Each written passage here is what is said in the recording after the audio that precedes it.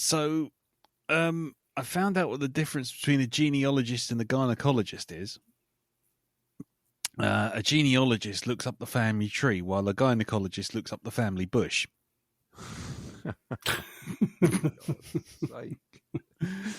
I hear my snoring really scares people, especially when I'm driving.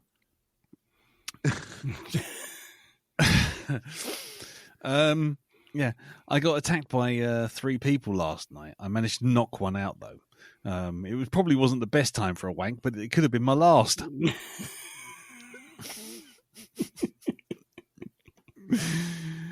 I'm like, Jesus Christ.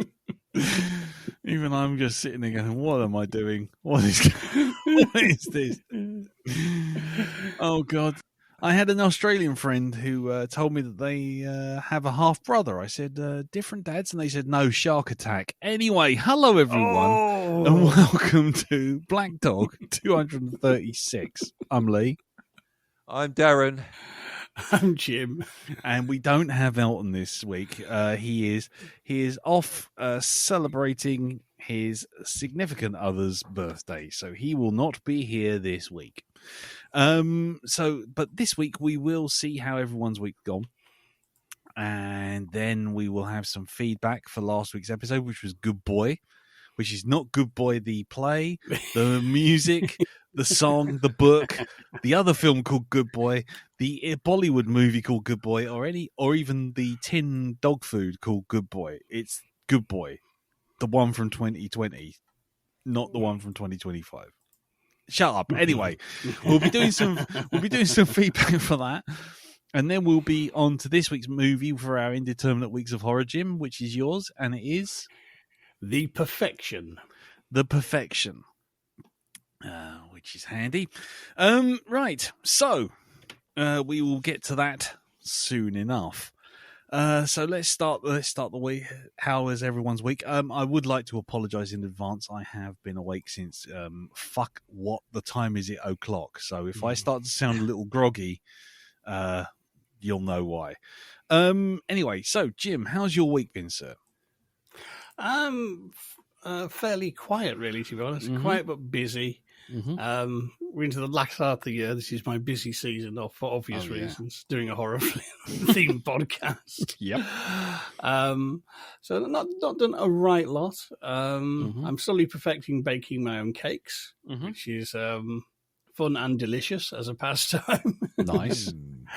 And I made, getting in the winter vibe, I made some leek and potato soup last week, which was bloody lovely and very simple to do. Right. Just chop up your leeks, an onion, fry them up preferably in butter until soft. Meanwhile, boil up some potatoes and boil them till they're good and soggy. Put all together into a pan. Add a chicken stock cube and some cream, single or double or soured, your choice. Mix it all together. You have an amazing leek and potato soup. Takes about 20 minutes. It was a good job. It was delicious because I actually made a fuck ton of it, and we were eating it for 3 days. But having miscalculated, but it could have been worse. I mean, I also tried to make some Greek lamb koftas last week. Oh yeah. But due to me misreading the recipe, I actually made Greek kafkas, and yesterday woke up as a giant insect. Waka waka waka. Jesus. He's catching. Run, Dal, run. Get all fire. Yeah, so other than that, not done an awful lot really. Fair enough. So it's been quiet but busy. Okay, that's cool. That's cool. Obviously Elton's not here, so we'll move on to you then, Dal. How's your week been, mate? It's been okay. It's been okay. A little bit stressful at work, but apart from that, not too bad. Not too bad. Let's see. What have I done this week? Well, apart from my continuing adventures, on Icarus, it's all right. I haven't burnt any more buildings down. You haven't set yourself on fire or nothing. No. Have you learned how to use the boiler in Icarus yet? No, not at all. I've not got Central to that heating. level. You need a fuck ton of fucking experience points to get there. Mm-hmm. I'll tell you that now. Mm-hmm. No, it's just trundling on now, and just trying to complete a few missions that you can pick up from the orbital relay station that sends you messages. This is what we want you to do. We want you to go and clear this area and do this, that, and the other. Mm-hmm. I'm pretty sure this game is still in its sort of beta stage. When they release it and they say, right, okay, the game's not finished, but you can play it anyway. Early access. Early access, that's it. Because sometimes they're not too expansive on what they want you to do in the mission, right? They say to you, right, okay, we want you to go over there and you're going to build a house. That's what you're going to do, okay? And you're going to furnish it. And you think, all right, so I've got to build a rustic shack. Fine, I'll go over here and do that. And they're like, right, okay. Now that you've done that, the way you furnish this, what you've got to do is you've got to build this other device to create these things on. It's like, well, you could have told me that before I fucking hoofed it half the way across the fucking map without anything else to back me up apart from your weapons. So now I'm going to have to go back to the other base, and by the time I've got there's probably going to be a weather system moves in. It's probably going to be fucking lightning. When I come back, it's probably just going to be nothing but an ash mark on the floor. Isn't that right, you fucking twat? So so maybe a few more sort of tweaks, shall we say, need to get that up and running. Right. Let's see what else we got going on here. Gen V, I watched that. Now that most of the episodes are out, I started watching it. I again, it's surprising how good for a spin-off it is, and it still keeps that boys because it's a spin-off from The Boys. If anybody didn't know, it's all about a university where they train superheroes for later life and how to become successful, and it's really following along nicely from The Boys storyline. Things are becoming quite dangerous for between the humans and superheroes, or soups as they call them, in this, and it's nonetheless graphical either. It's just as graphic in places as The Boys, and this one's really kind of, it's tying in nicely with The Boys as well. It's a show. I think you can watch it by itself, but it does help if you've watched The Boys to get the finer sort of points, and to recognise certain names and to understand who certain people are. Bit of context. Yeah, a bit of context. It's not one of these shows where it brings out a familiar face every single fucking episode or anything like this. You'll get maybe once every. It's like episode 1, you'll see like a familiar character from The Boys in it, whoever that may be, whether it's a bit plot player or quite a major character, and then it waits 6 episodes before it kind of, it waltzes in another one. So it doesn't depend on cameos, but they are there to really kind of help the story. They're involved with, when certain plot lines come up, then they do sort of like cross paths with some of these characters. But I'm enjoying it. I'm near the end now. I think there's 8 episodes of this. I'm on episode 6. Just finished that. And yes, it's going to be interesting to see maybe 1 or 2 faces from Gen V show up in The Boys. I'm pretty sure one of them is definitely going to be coming into it. But we'll see about that. So not bad, not bad at all. Enjoying that still. Let's see, what else did we watch? Oh, today I watched Splinter Cell Death Watch. Oh, is that the anime one? Yes, it's the new anime Splinter Cell series that's come out. And it's actually quite good. So I've only watched the sort of like the first episode, and I'm actually quite enjoying it. It's not really got onto the main plot of what this series is going to be about, but shit has kind of taken place. Hell's broken loose a bit with the company that, Sam Fisher, who was the main character in Splinter Cell, Yeah. The group that he used to work for is the one that's controlling it. They've got this new agent that's doing the Splinter Cell stuff now. And there's some, you can see they're building something for this character in the first episode, but I've not quite got an idea of what's going on with them. Right. But the action in it is sound. It is very Splinter Cell. All the recognisable stuff is in there, like the tri-camera or the tri-lenses on the face. And it's got all the... Is Michael Ironside still the voice? No, Michael Ironside is not actually in this show. Well, that's due to a small case of death, isn't it? I'm guessing that they've got Liev Schreiber, who's playing. I'm pretty sure he's playing Fisher. If he does show up, it's gonna be Sam Fisher, basically.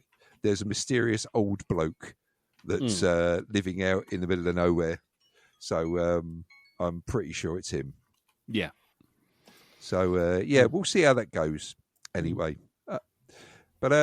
so on to going from quite good entertainment on to the not so good. Here we go. Yes, on to the not so good stuff. So, yes. I what was the channel I went on to? Oh, Tubi. Okay, you've heard of Tubi? Yeah? Oh yes, Tubi or not Tubi? Tubi. That is the streaming. Yes, indeed. Now I'm pretty sure the actual channel itself is sponsored by Asylum. Yeah, because there's a good few Asylum films on there. Sorry, bear with me a sec. One moment. Oh, for those of you you've gone to the cooker. He's gone to the cooker. For those of you who don't know, baking, ladies and gentlemen, Darren's Cookery Corner. Darren's Cookery Corner. Do dum dum da da da dum. Wee.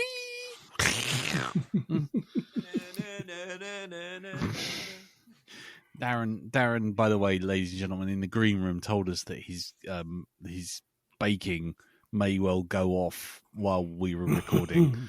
So, me and Jim will now tap dance for your amusement. I'm back. Oh, right. There we go. They've come out just lovely. Thank you very much. Oh, sorry. Right.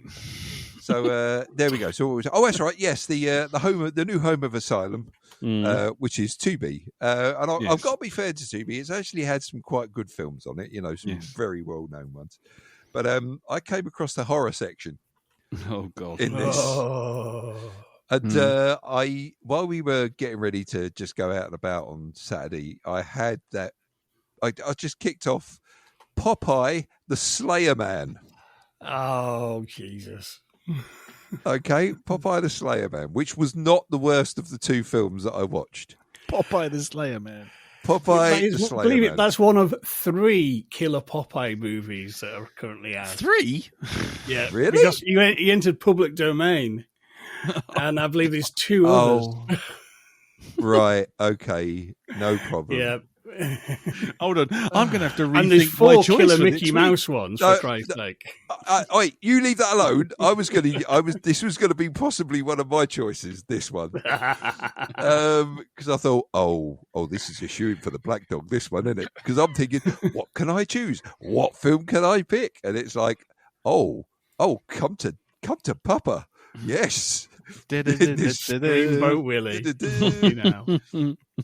So basically, the plot revolves around a cannery that's been abandoned, and these people want to sell it, right? And they want to make it into luxury apartments.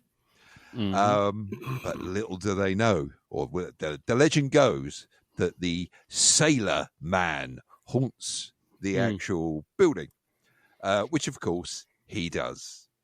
Does he squeeze people's heads and makes their eyes go pop?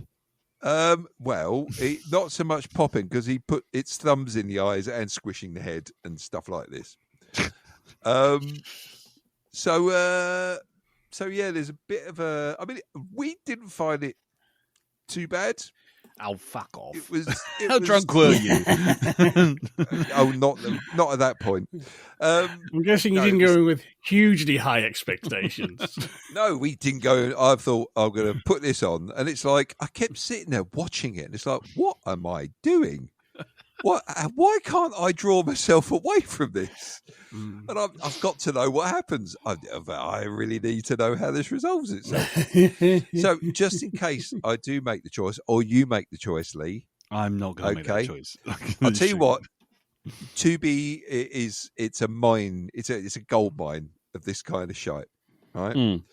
So the other one that we watched, and you're going to have to excuse me because I can't remember the fucking title, but I'll give you the actual plot line, right? Yeah. Okay, so you know what? Tubi is also the place where Michael Madsen still rules the roost.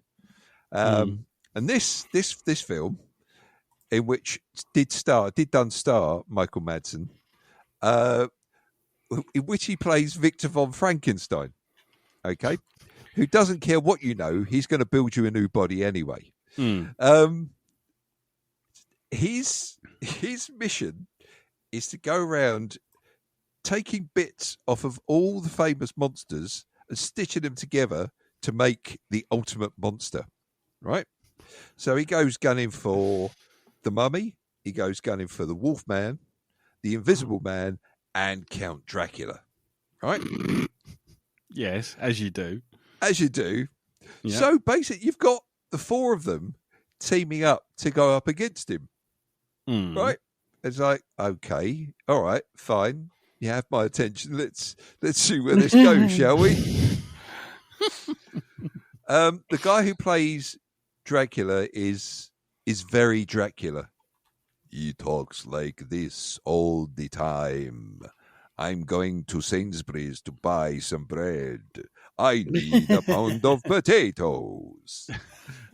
I love to count. One yeah. terrible piece of acting. Have you seen the price of Freddos these days? It's bloody ridiculous. It's a fucking disgrace, I tell you. It's a fucking disgrace, yes. 10p they used to be. 10 pence. What's this film called? Monster Mash, by the way. Yes, that's it. Thank you. Oh my fucking Monster God. Mash, but they didn't license the actual song, so they Of course they haven't got didn't. that as the theme tune. No, Are we going to... isn't that public domain now anyway? What, fucking the Monster Mash. No, Yeah. music's a lot more copyrighted up the wazoo. Don't worry about that. Right. Okay. So that one was generally quite bad. I'm not joking. Especially with things like the Wolfman, who can apparently control his transformation whenever he fucking feels like it. Oh, I'm not going to go into Whenever the plot castle. demands it. Yeah, I mean, what they should have had is along the bottom they should have had a line that showed the budget, right? Okay, so they transform him into the Wolfman. You can see it's like the little Mission Impossible, like the fuse on Mission Impossible. So you can see it going down like that, right?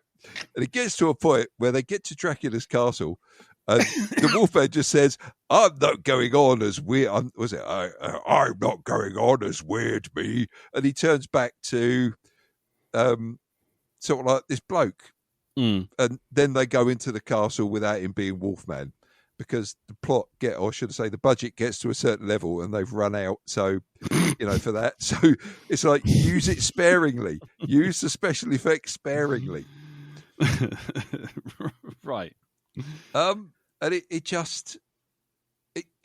actually stops at one point and goes, dear viewers, you have been very brave up until this point.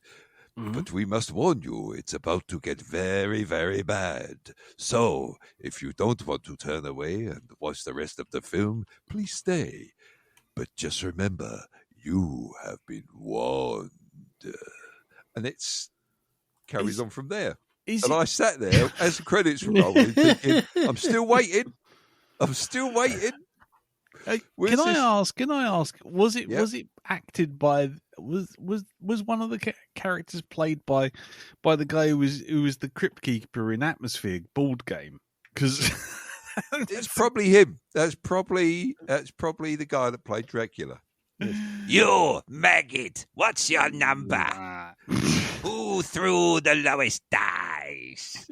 Oh, is the youngest? Who must go into the pit? God. Oh, I so want to get that game again. Rewind the cursed VHS. I am the Crypt Keeper.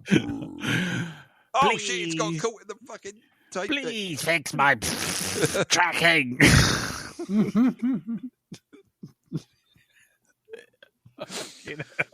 Oh, so anyway, so after that, we slide even deeper into the depths of asylum, depravity. Right. And again, this is what happens when you watch these films. You forget the fucking title. Go on. Jim will help you out.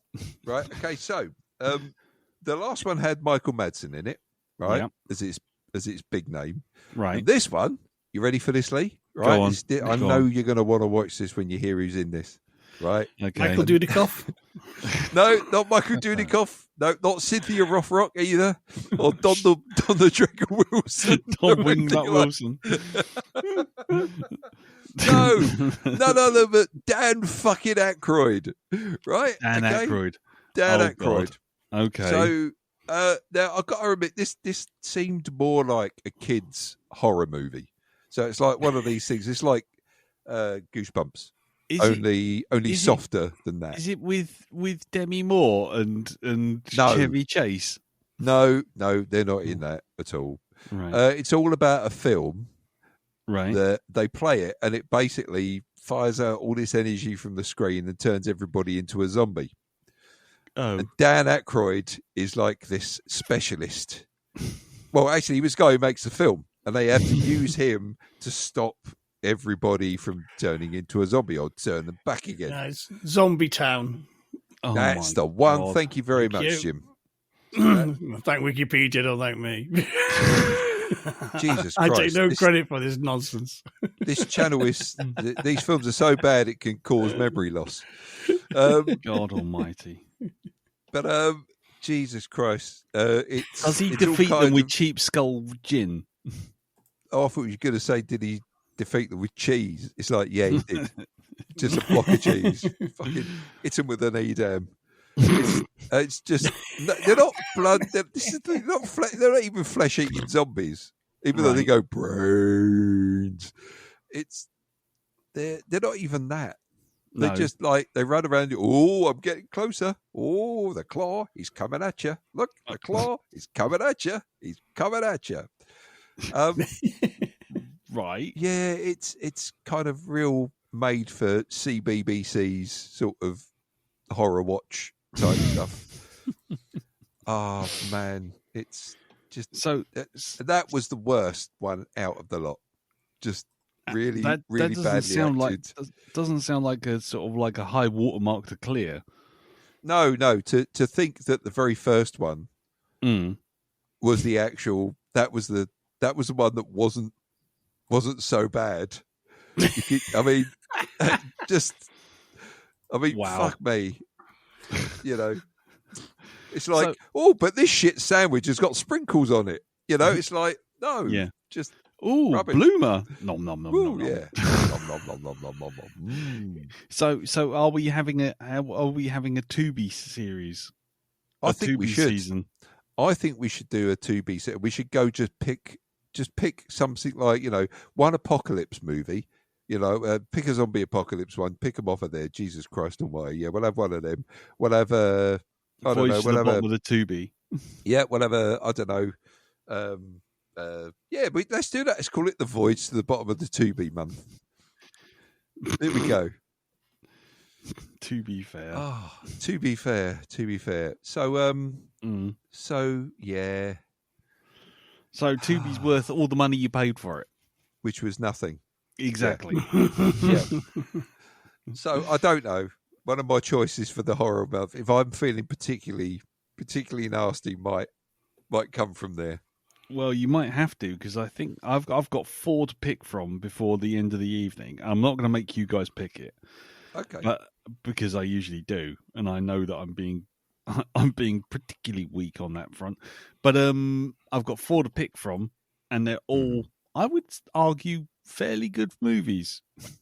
So Well, I say fairly good. I haven't seen them, so many of them in like God knows how long. So yeah, could be a case of oh shit, but we'll see. Do you know what? I think we should have that as a threat each week as well. Come on, hurry up. Threat. Don't make me go to Tubi. Don't make me go to Tubi. To be or not to be? That will be the fucking question if you don't get your finger out and choose a film. Yeah, that's it. Yeah, This is it. The Tubi threat.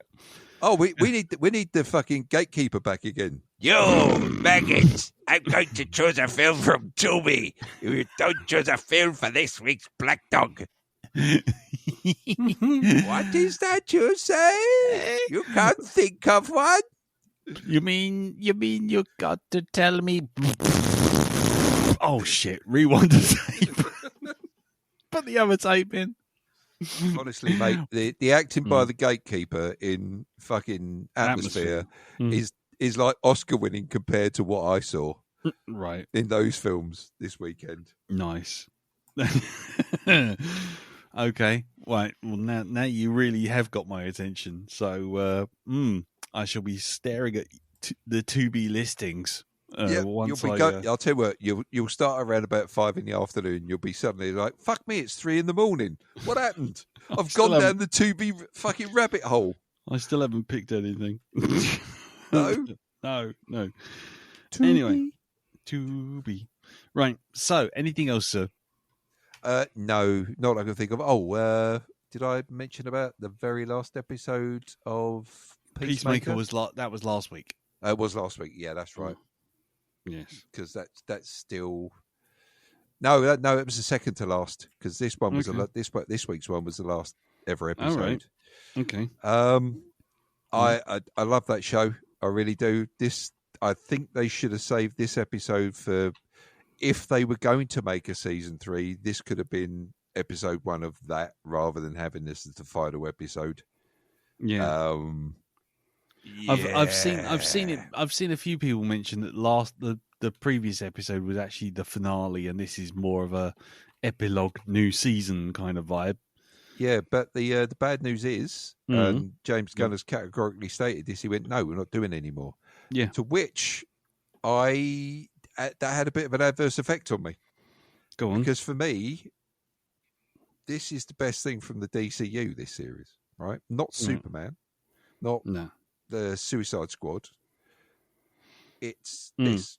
Now, he said, don't worry, Peacemaker will be back, another character. And it's like, do you not understand, mate? It's not Peacemaker by himself. It's not Hardcore or Adebayo or any of the other characters by themselves. It's that group of characters together that makes the magic of that show. And it doesn't even have to be an action-packed one. Just the interaction between the lot of them, is it's a lot of there's a lot of it that goes quite heartfelt stuff, and it's just brilliant. I love it. It makes me laugh. It sort of like makes me realise that I don't dust enough in my living room as well. Yeah. So it's just I don't know. It's kind of putting me off. I must admit, when I heard that, I thought when he said no, when there's no season 3, I thought I don't think I want to watch any more of your stuff.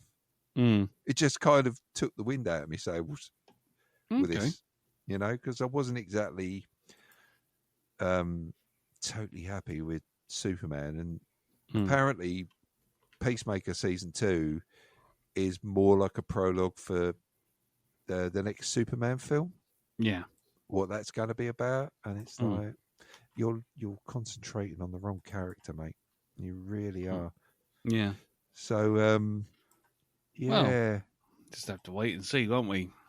Yeah, indeed. But like I say, no season 3, which has really not made me happy at all. Like, really, especially with how they leave it. It's like, no, you can't do this. No, I said good day, sir. Yeah, I said good day, sir. Fucking bastards. You son of a bitch. Son of a bitch. But no, apart from that, that's it, really. That's it. Okay. That's it from me. Cool. Okay, not a lot from me this week. The only thing I will say is that today, and the reason I am groggy, is I had to drive from London to Cardiff and then spend 90 minutes in Cardiff and then drive all the way back from Cardiff to London. You know, Planes, Trains and Automobiles, when Yes. when John Candy is doing the mess around, yeah, in the car, they're driving down the road, and he's yeah. I may have mentioned this before, but I'm not a fan of heights, yeah. And I was driving back this evening, and I don't know if you guys have been down Wales Way, Bodidar and all that. Oh, yeah. Yeah. But have you seen the Prince of Wales Bridge? Have you I am seen aware of it. Yeah. Do you believe I've been on it? Yes, because we've had to get to Wales because Ree's got family there or had family there, and Right. yeah. So did you not find it existentially terrifying? What do you mean when the wind blows? Yeah, because I was on this bridge, and I don't like heights to start with, but it doesn't take long for you to realise you're about 200 feet up in the air.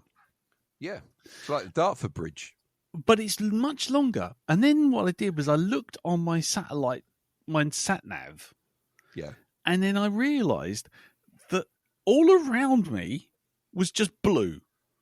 There's no ground ever, anywhere, at all. And you look in front of you and all you got is cloud. And you look behind you and all you can see is sea. And it's like, am I driving into hell? Have I lost my mind? And did you look out the door and see like Chris Rea and I'm on the yeah, and it's funny how getting up at like 4:30 in the morning, combined with like 4 hours of driving, combined with a seething hatred of wasting all of that time for 90 minutes to then drive back and then suddenly realize you're driving into a cloud with sea behind you, the sat nav showing you nothing. It's like being in the fucking Mist movie. Yeah. And then I suddenly thought, did I die? Am I trying? Is this it? Am I actually going to heaven? Is this some sort of fucking highway to heaven thing? Is Michael Landon going to appear on my fucking doorstep or something? And I drive through that, and I'm doing that thing of going, you know, when you start talking to yourself to try and keep yourself going. I'm like, I'm going up into the sky. Sing a happy tune on the train. I'm in the sky in a car where it's not supposed to be. There's nothing in front of me, and there's sea around me everywhere to go. And I got off. I was terrified. I got straight off onto the nearest services as fast as I could. And as I'm driving, I'm sort of still talking to myself.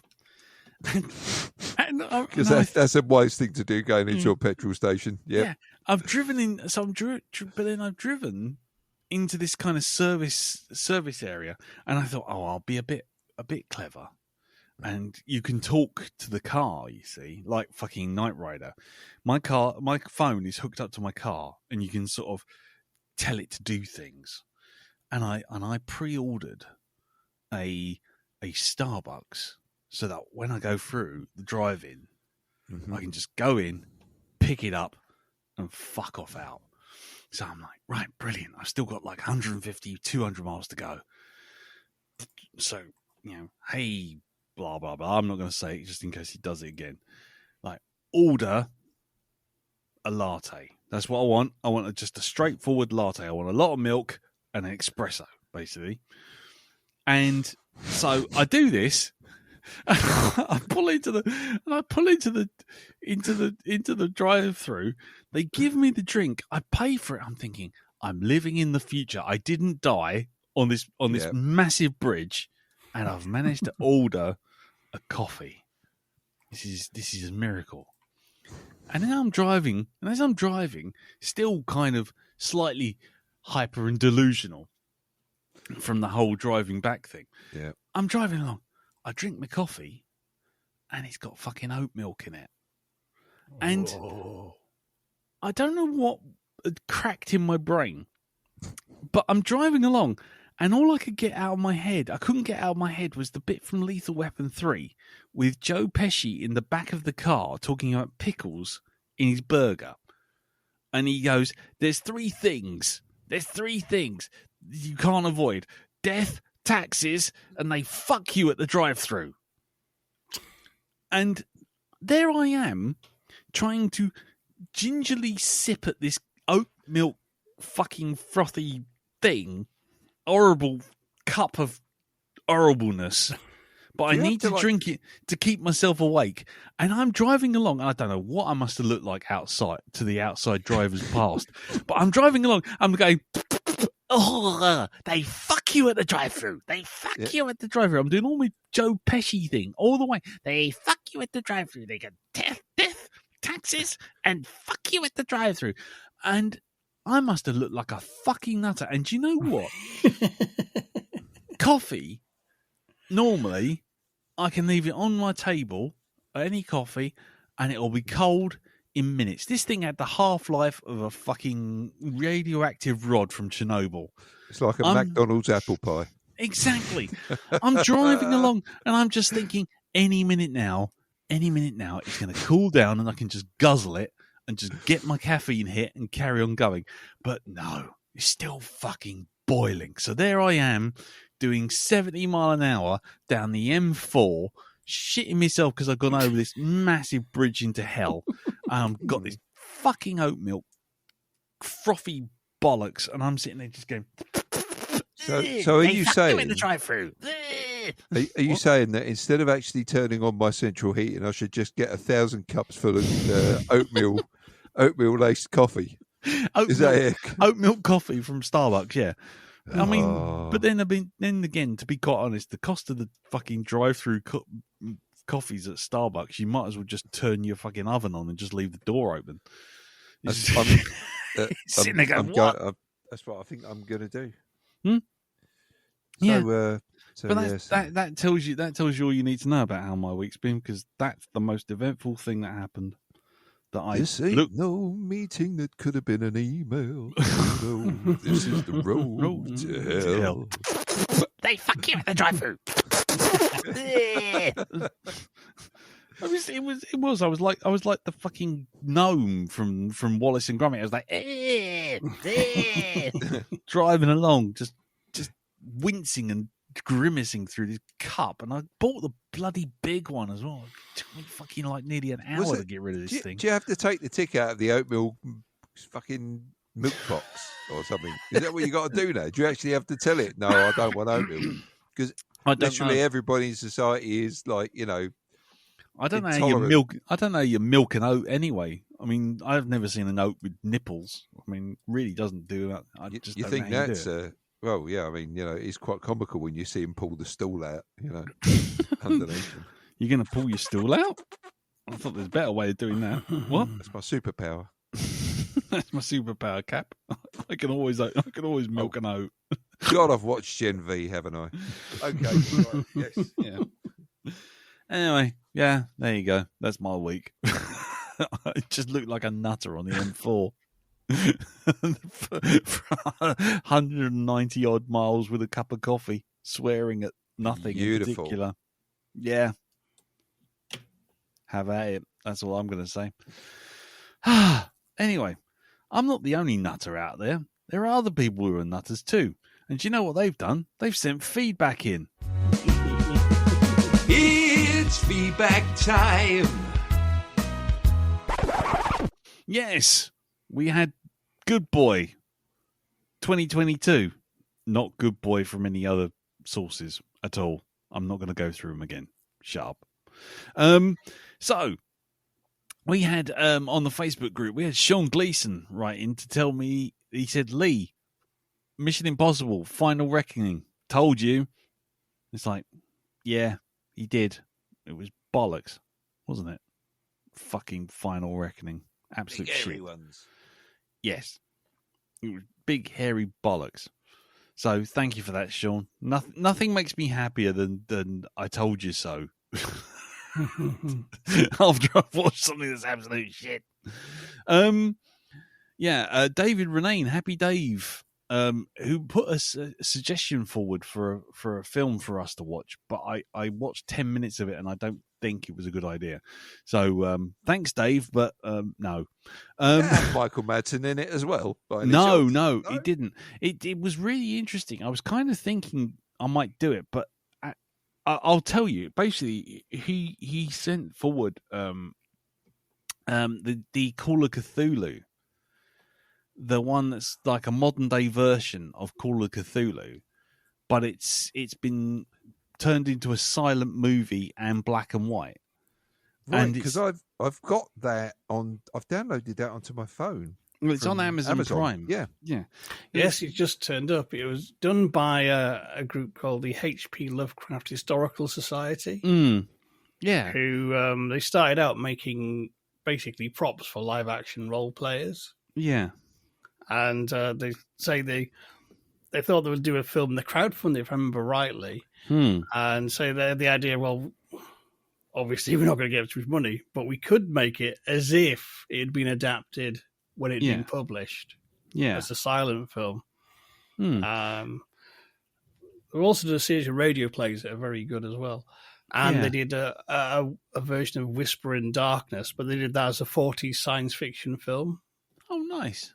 That's really, really, really fun. Okay, so what you're basically saying is I made a terrible mistake by watching this and going, nah. We should have actually done it. We should have actually. The pair of you are up for it now. I like shit. Well, he suggested it. I just thought a 45-minute short film might not necessarily make a lot of discussion about it, but bollocks. Okay. Sorry, Dave, you were right. I was wrong, clearly. But anyway, he did also write in to say, as far as the episode is concerned, but no one asked, is the fake dog America? We slipped up there. We missed it. We missed that. Yeah, I was thinking it. I really did. I didn't think I'd say anything because I thought I'd be a bit silly when I'm saying that. Yeah. So thank you for that, Dave. Thank you for the suggestion as well. And I now obviously I can see the error of my ways, and I shouldn't have. I should have just kept my mouth shut and just suggested it. Bollocks. Okay, well, maybe next time. Then we get Jack Woodgate, who goes the other way. See, we've had a couple of short feedbacks, and then Jack writes in and says, I wonder if this film, good boy that is a response to 50 Shades of Grey. And at this point, I'm scratching my head, but he continues. I did a quick Google and looked up when the last 50 Shades movie came out, which was 2018, so it fits the timescale. Both male leads are rich, handsome loners, both have dark secrets. Even named character Christian is very on the nose. 50 Shades series received criticism, not least from some of the S&M community, pointing out how Grey's behaviour was actually abusive, such as ignoring safe words, but portraying the sexy and romantic element to the narrative. If this is the case, I feel that Good Boy is perhaps demonising such behaviour, and E.L. James, rather than the alternative lifestyle community as a whole. See, because this was the kind of addressing that thing where I was kind of like, oh, is it demonizing furries? But clearly that wasn't the case. Thanks for that, Jack. I don't know if it entirely lines up with 50 Shades of Grey, but I do see the point, because it's like both called Christian, both very controlling. Because in fact, I think the main female character says something along the lines of, are you a control freak, at one point before she even starts going out with him. So maybe there is something to it. Unfortunately, there's no Wikipedia for us to find out. The Wikipedia literally just listed everything else called Good Boy, not the film. And what you said about 50 Shades of Grey is the extent of my knowledge of that franchise. So I can't really compare. No, the only thing I know about 50 Shades of Grey is that Twilight had some link to it. I can't remember what, though. It started out as Twilight fan fiction. Apparently. That's it. Yeah, there you go. I knew one came before the other, pardon the pun. Anyway, and finally we had Paul Kearns, who said, he asked the question, why did she only hit him once and then try to help Frank? She should have hit him until he had passed on, expired, ceased to be, gone to meet his maker, bereft of life, pushing up the daisies, kicked the bucket and shuffled off his mortal coil and gone to join the choir invisible until he was an ex-Christian. So I agree with that. So much so that someone called Darren Bernard said, I had a very similar thought on the cast. At least break his kneecaps. Is that the Klingon follower that we've got? You know, from Darren Bernard of Half Bernard. You know, yeah, Darren Bernard of Hus Bernard. B''N''ARD. Yeah, A-R-R-R-D. ARD. Yeah, with a bit of spit thrown all over the place. Yes. So thank you for that, Paul. Yes, as we mentioned in the cast, he should have been twatted a dozen times. Yeah, he should have. 6 ways to Sunday. I also promised that we'd address the Alien Earth feedback. Seems we got a little bit of time here. So for the Alien Earth feedback, if you can think back that far, when we were less than impressed with season 8 or with episode 8, and by the way, surprise, season 2 hasn't been commissioned yet by Disney. It hasn't. No. Oh, I thought it had, but okay, that's cool. No, nothing's going ahead yet. They're going to have discussions next year. Are they? Yes. So, we apparently, I described the episode as us having a full mental breakdown, at which point, which was in the description, to which Murray the Pieman Christensen said, hang on, the other episodes weren't a full mental breakdown. And David Baker said, I'm concerned for Darren's well-being. Did he make it to the end of the review without a pulsing vein popping in his head? Just about, man. I got the duct tape out, wrapped it around my head. You know, stop that fucker from popping. Yep. While Ben Rush said he was expecting Blade Runners to appear in episode 1 of season 2, turn up and start shooting all the kids. While Phil Bellamy said, my feelings on the series as it progressed towards the end was, and he's got a picture, he's got a gif of Tara Banks going, I was rooting for you. We were all rooting for you. How dare you? Which is fair play. Yeah. Paul Kearns again said, I'm not angry. I'm just disappointed. How many of us would have loved to be able to write an Alien TV series? Disney got the chance, and what did they do? They got someone who doesn't care as long as they can do a mini remake for 5 episodes. The rest was written by committee and only cared about it being in multiple series. To give it some credit, the first episode shows some real promise, but nothing was done with that in the end either. I'm sick of shoddy half-assed TV shows. Wasted premise, wasted characters, wasted actors. Disney can fuck off. Put him down in the maybe camp. No, Batman. Tell us how you feel. Yeah. And finally, Dean Holt said, not listened to the podcast yet, but I do look at it this way. At least we didn't get to see a Yucha show up yet. He means a Predator. We didn't get to see a Predator show up yet. But my overall opinion of the series was that I really liked the first 5 episodes, but thought the final 3 took a bit of a nosedive. I'm also joining Elton in not really liking the look of the Xeno, and I think it's because it's out in broad daylight a lot of the time and not hiding in the dark, so you don't know when it's going to strike. Not sure if I missed something about how can Wendy control everything just by moving her hand or looking at something like Dr. Langstrom from Red Dwarf, but I thought it was a bad move as it was just making her too powerful. I did like when Octopus Alien ended up at the end. That little bastard's been the star of the show, in my opinion. My standout character actors were Adrian Edmondson and Babu Cisse as Morrow. I thought Timothy Oliphant was also good. Regarding season 2, I can see where they might do a similar story to Earth War, but have the hive controlled by Wendy, which would be a dumb idea. I'm still expecting it to mix in somewhere with the Predator and Blade Runner franchises. Hell, we might even get Kurt Russell turning up playing soldier character to save the Earth.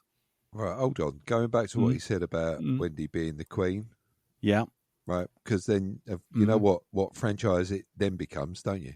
It starts being Alien, it becomes StarCraft. Oh God!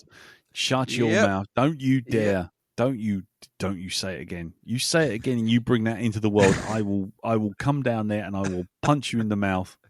I will literally pause this podcast and I will walk out. Online. I will just drive over to your house.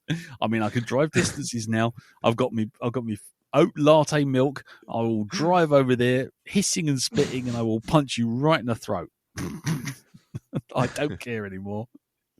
Don't you dare. For duty. Sorry, I'm doing all the sound effects from StarCraft now. Yeah, there'll be Zergs in my carpet before you know it. Yep.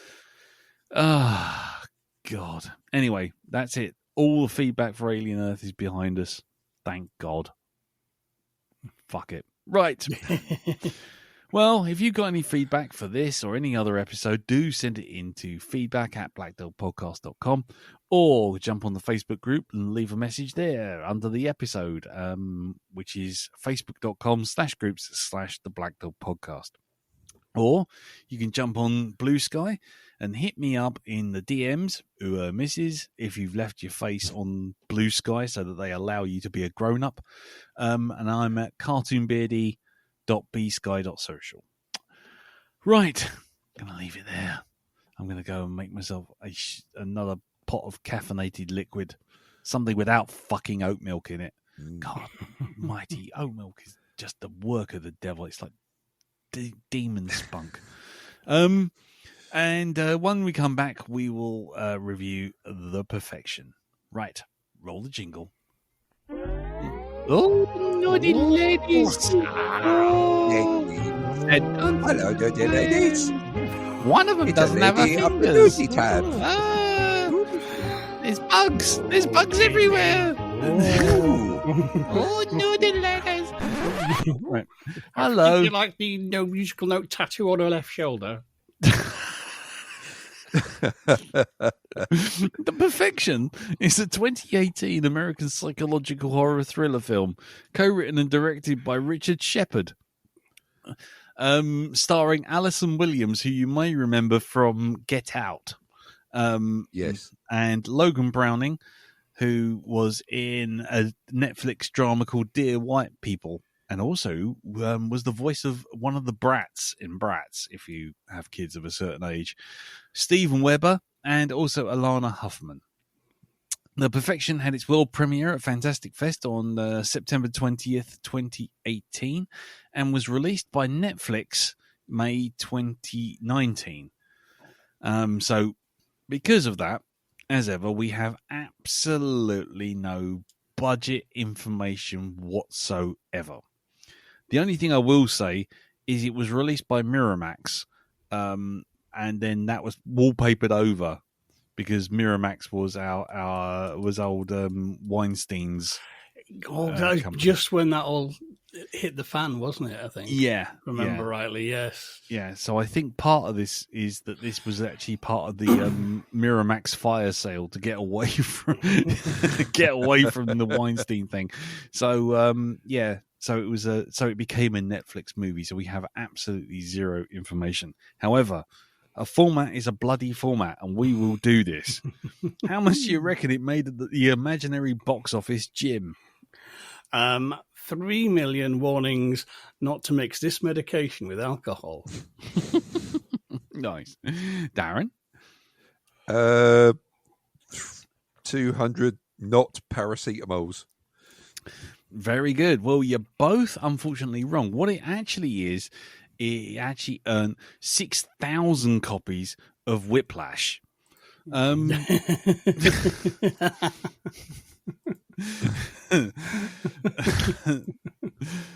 anyway, so yes, the movie tells the story of Charlotte Wilmore, a talented young cellist who left the Bachoff prestigious music school in Boston to care for her terminally ill mother. And following her mother's death, Charlotte reaches out to the owner and the head of the area of the school, who invites her to Shanghai in hopes of selecting a new student. That's all I'm going to say in the non-spoiler section, because trust me, the less you know, the better it'll be. But before we get into the spoiler section, let's go round the table in non-spoiler section. Jim, you picked this, so you go last. So it's just me and you, Dal. You might be seeing it. Let's try and do this non-spoiler section with no spoilers. Darren, over to you. What? After last Where the fuck am I? Tobey Maguire or something? What's going on here? I was going to say Mark Ruffalo, the way it went last time. Go on, mate. What did you think of The Perfection? What did I think of The Perfection? Non-spoiler. I was enjoying it up to a point, and then it kind of, I don't know, it went a bit flat. After that. Okay. I liked the way it kept it kind of, you could never get comfortable with you when you go, oh, I know where this is going. Oh, actually, no. Okay, this has happened now. And yeah, I can say, oh, wait a minute. No, it's just going over here now. So I kind of like that for a while, but yeah, when it got to it was getting closer to the end. There were, I think it was after that, it wasn't working for me. I don't know. It lost something, and I'm not quite sure what it was. Okay. Well, we might get to the bottom of that. Yeah. Cool. For me, non-spoiler version, it's a game of two halves. The first half I found interesting, intriguing, and kind of curiously enjoyable. And the second half went Bonzo Dog Doodah Band nuts, and he either didn't lean hard enough into the nuts. Phrasing. Do not do phrasing anymore. It didn't go nuts enough, and then it kind of just deflated like a balloon to kind of go exploitative, but it didn't feel like it was doing it for any reason than to just be exploitative. Yeah. So I kind of started off going, ooh, this is a hidden gem, and then by the end I was like, ooh. So what about you, Jim? I say first time watch for me. Difficult to talk about without spoilers. It is. But no, I think I'm more or less on the same page. I think that the first half is definitely stronger. Whether it's a case it has a very good card, but it plays too early, and it doesn't have. It's only got 6s and 7s to play in the second half. Yeah. I mean, overall, I liked it, but I think it does sort of peak at a certain point. Yes. In the middle. And it's kind of, yeah. I say overall, I did enjoy it. I liked that it kept me guessing, but when I think about it, it's kind of, it hits a certain mark, shall we say?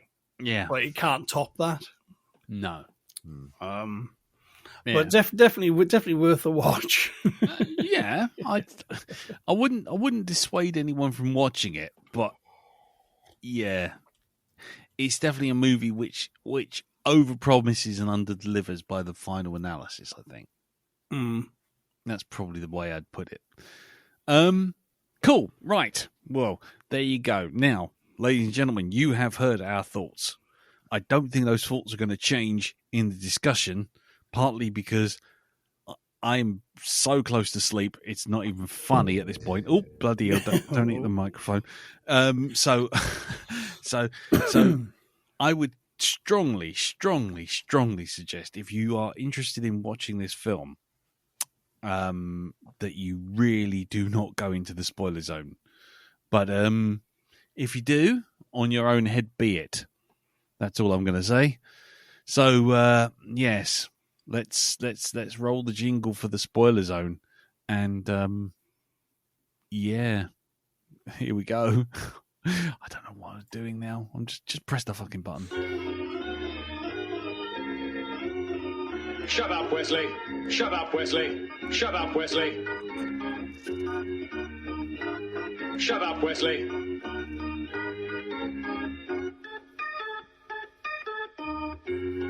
Shut up, Wesley. Shut up, Wesley. There you go. We are definitely in the spoiler zone. I don't know what else to tell you. We're in the spoiler zone. Right. I don't even know where to begin with asking questions on this one. I suppose the first big question is the first half. It's an interesting opening half, and it is exactly half, isn't it? It literally, because I paused it as soon as it did the rewind, ball selector rewind, and I was like, oh, okay. And then I paused it when I made a cup of tea, came back because I suddenly thought, oh, this is going to get juicy. Let's stick with this. So, how did you guys feel about the opening? Because it's only 90 minutes, so it's the opening 45 minutes. I'll start with you, Dal. I mean, where did you think it was going, and how did you feel by that first rewind? For the first rewind, yeah. Let's see now. I was really quite enjoying it. That first half of the film. I think it kept my interest with where, because you couldn't quite tell what was going to happen, and then it got to the fucking hand chopping scene, and she's got the blade in her hand. It's like, where the fuck did that come from? Okay, probably actually before we get to the hand chop, I probably should ask the pair of you, where did you think it was going? But talking about up to the moment of chaos on the bus, where did you think it was going? I thought we were into an infection movie. Yes. Me too. Yeah, same here. I mean, it played me like a violin on that front, I must admit. Or a cello. Or a cello, of course. I mean, yeah, I gotta say, I was fully on like, oh, so this is not what I thought it was going to be. There's people throwing up and stuff going on all over the place. Well, what about you, Dal? I mean, the infections storyline. Did you think that was what we were in for the whole film? Yeah, I did. But Yeah. then it's like, then, if you pardon the expression, the chopper came out. And it was the way she handed it over, and it's like, hold on a minute. This isn't, something's not quite right here. And of course it wasn't. Yeah. Of course it wasn't. Of course it wasn't. No. What about you, Jim? How are you when with the we were in an infection movie, weren't we? We were in a Wuhan movie. And then all of a sudden we weren't. Where were you? Well, I say when that rewind came, when she got that cleaver, it's got, hang on. I was thinking, what's real, what's hallucination? Then it rewinds, I'm thinking, what?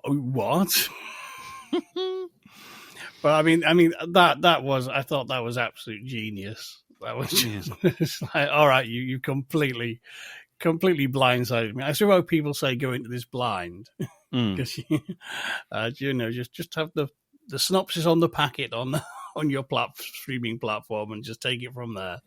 Yeah. And so hats off for people who wrote about this film, not blabbed too much in various lists I saw. Yeah. But so that was kind of like, I thought that was just so well played. And when you sort of see, it doesn't cheat, it is all the things of kind of, oh yes, you did do that, she did do that, we were shown that, but we didn't have the context of what was going on. I thought really, really well played. But unfortunately, though, that's the film's ace card. Yeah. And everything after that is a bit of an anticlimax. Yeah. Because you can't quite.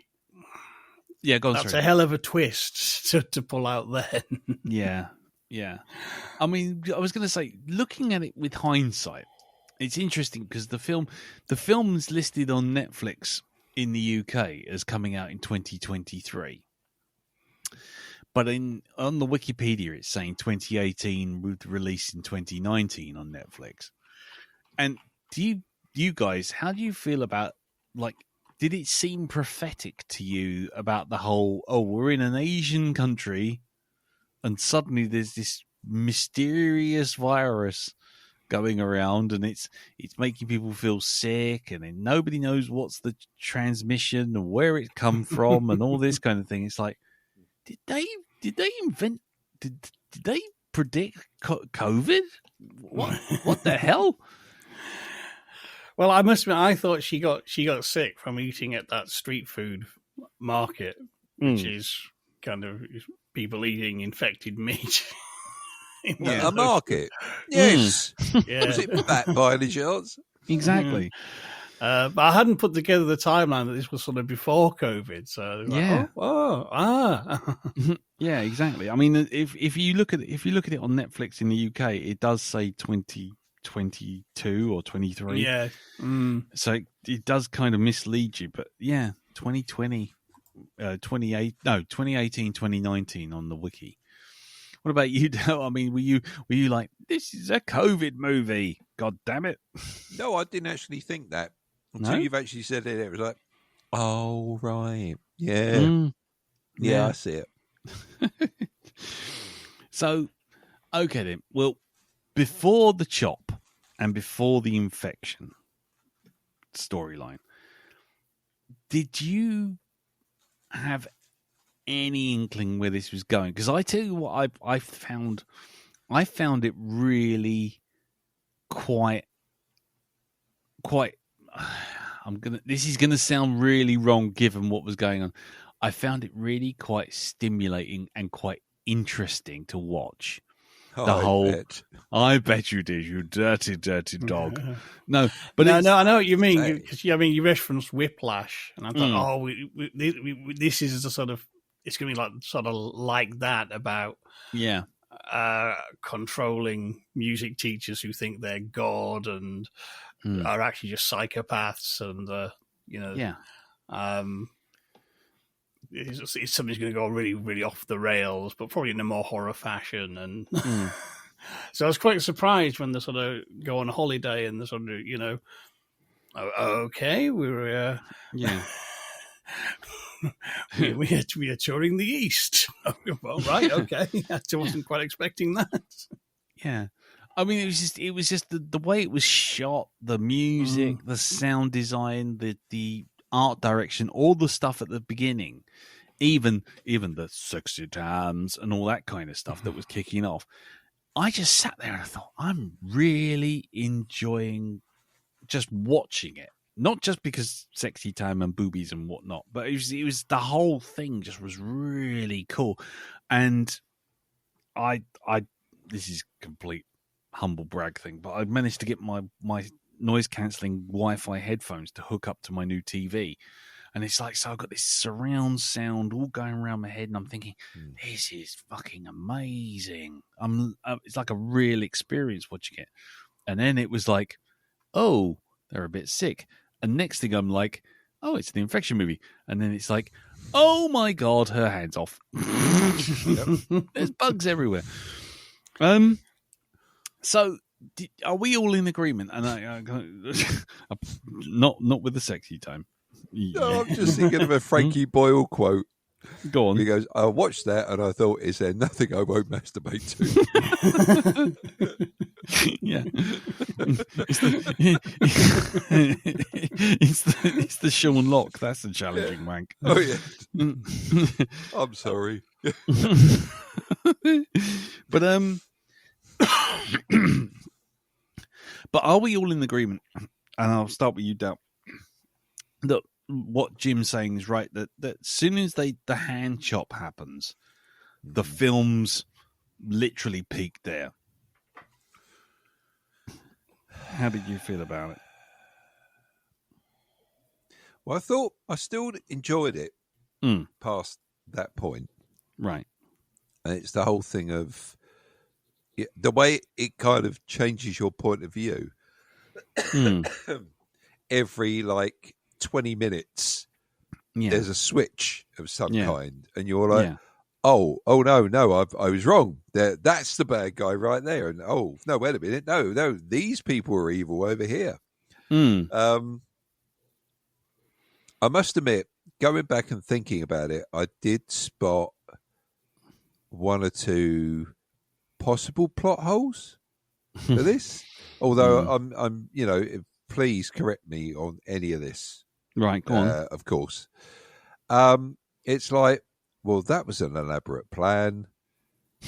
How the fuck did the original pupil know that she was going to go on a trip around Asia with the new pupil?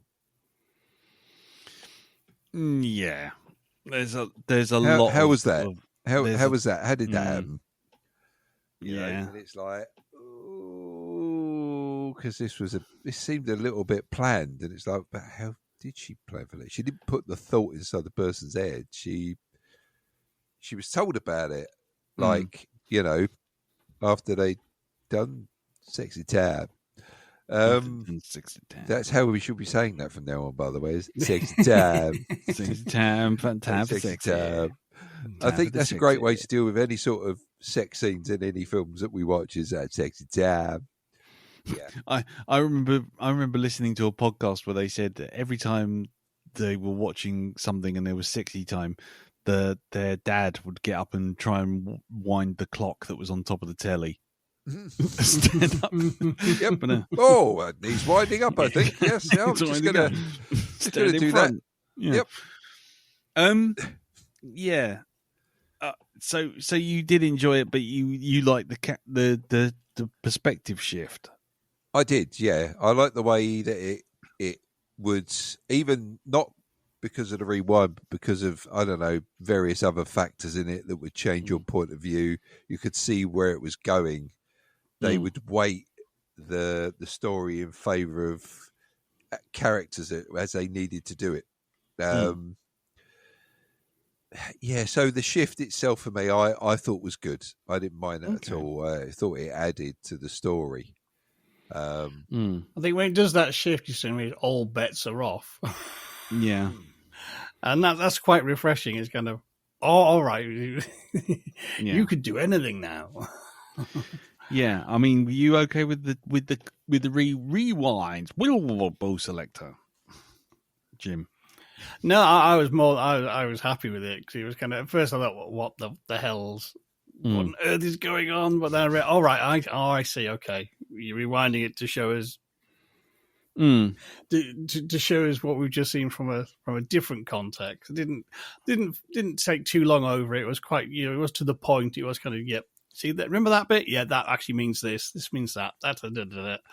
Bang, bang, bang. Just it was very, very elegantly done. I mean, because everyone's questioning, where did she get that cleaver from? I think everyone who watches this movie, you get to that point, and where did she get that cleaver from? And the flashback, that's where the cleaver came from. Thank you. Yeah, that other it's scene just really that we saw. just a couple of shots. It's kind of, brilliant show, not tell. Well done. Yeah. Gold star. A great eBayer. Yeah. 9 out of 10 would buy again. Yeah.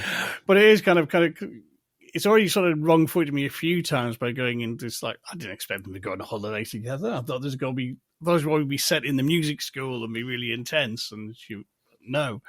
But I kind of like that, and it is kind of, So my own thing is, in retrospect, it's it never really tops that. Unfortunately, I mean, it does tries gamely. I think in the second half, and it does keep shifting things, and it is.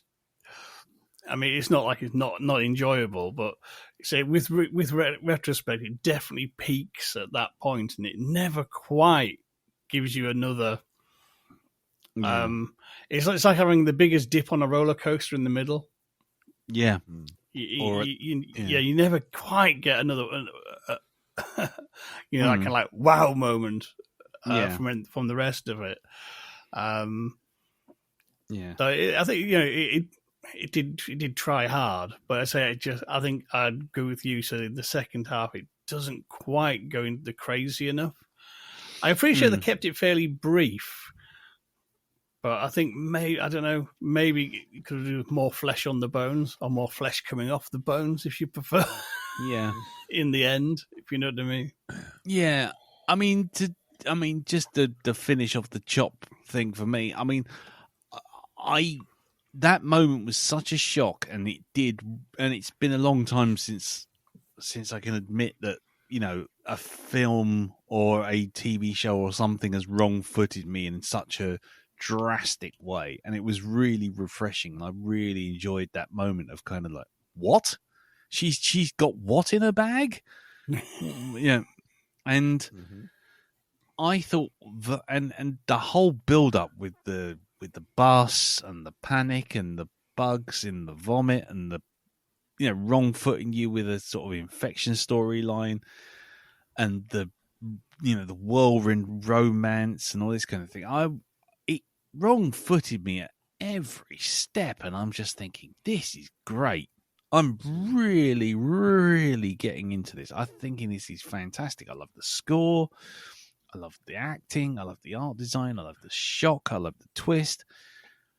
The problem kind of relates to what you were saying there, Dal, about the sort of like, how can she plan things out?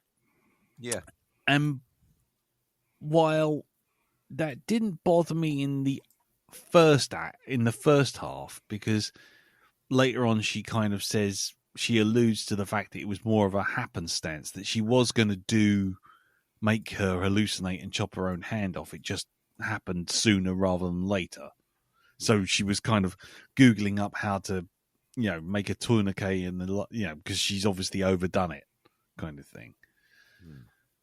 So I was okay with that. The problem really comes, and I guess we've got to move on a little bit more, but the rest of it felt rushed by comparison. And what I mean by that is the rest of the movie is kind of like one big almighty, haha, gotcha, by making you think you're in charge, you're not, da-da-da-da-da-da thing. And it all felt rushed and didn't feel nearly as elegant as the opening. And I was just wondering if you felt the same, because to me, none of the second half needed to happen in the way it did. I definitely agree. With hindsight, I would say it does feel very rushed. Because it tries to roll. It's one of those, I do wonder if it's been cut down. Yeah. It just felt a bit kind of. I mean, at the time, I was going along with it because I was like, "What? You tell me what happens next. I want to know what happens next." But it's kind of, so with hindsight, it's kind of, it does feel. It's definitely a different pace to the first half to the second half, and it does feel like they just express train their way through the second half and come in at under 90 minutes and like, hey, there we go. Yeah, because I was gonna ask you both. I mean, again, it tries to wrong foot you a number of times in the second half, by making you think that what's her face? My brain doesn't work. Lizzie, not Lizzie. Charlotte. No, hang on. Charlotte's the old pupil. Charlotte's the original pupil. Yeah. And Lizzie is the Hang on, I'm trying to remember who's who. Yeah, is the protege. That's right. Mm-hmm. So Lizzie, by making you think that Lizzie is suddenly on a revenge trip for having her life ruined, and again, but it sort of goes bang, bang, bang. She kind of gets fucked over by the school, abandoned by the school, kicked out. She suddenly miraculously appears at Charlotte's house, and then miraculously has her in the boot, and it's all sort of like bang, bang, bang, bang. And I was wondering, again, go round the table with this one. Darren, I'll start with you again. Did that feel okay? Or did that just suddenly you just do what I did, which was just go, hang on, you what? Well, you see her pull out the stun gun, and she gets it with that. So I'm like, all right, we'll find she picks her up and puts her in the boot. Yeah, but I mean, then you see when it does the rewind, you see what actually happened. She's agreed to get captured so that they can, do what they need to do. Just as an aside, by the way, just going back to the hand chop area of this film, right? Sorry, I thought you were going to say, as an aside, I have baked goods and they're very nice. Exactly. No, and I've got a bag of plantain chips here, and they're fantastic. Thank you very much. Yeah, my baked goods. Yes, did I tell you about some baked goods that I baked earlier on? No, there is a giveaway that it is a hallucination that she's having, and she's not really going through any of this. Go on. Right? When she gets off the bus and she squats down to go for a shit, and she does her business. When she gets up, there's nothing on the floor. Oh. At all. I did not spot that. But then again, I did not. I mean, scat's not my thing, Dow. I mean, it's an unusual way of admitting. Oh, not that kind of scat, right? Okay. It's an unusual way. It's an unusual way of admitting it to several thousand people who listen to this podcast. But you do you, and there's no judgment here. Well, I feel as though I need to be more honest. So in a world where honesty is a rare commodity, I'm changing the narrative. I'm a scat man. Not something you want to shout out in the middle of Catford Shopping Centre. It really isn't. while buying chocolate pudding. Not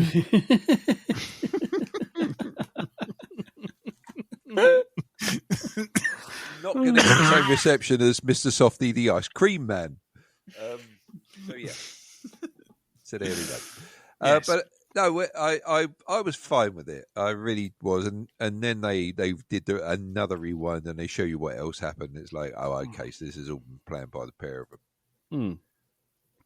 But okay, then what about you then, Jim? How did you feel about that sudden appearance of Lizzie getting fucked over and then suddenly magically appearing at Charlotte's house?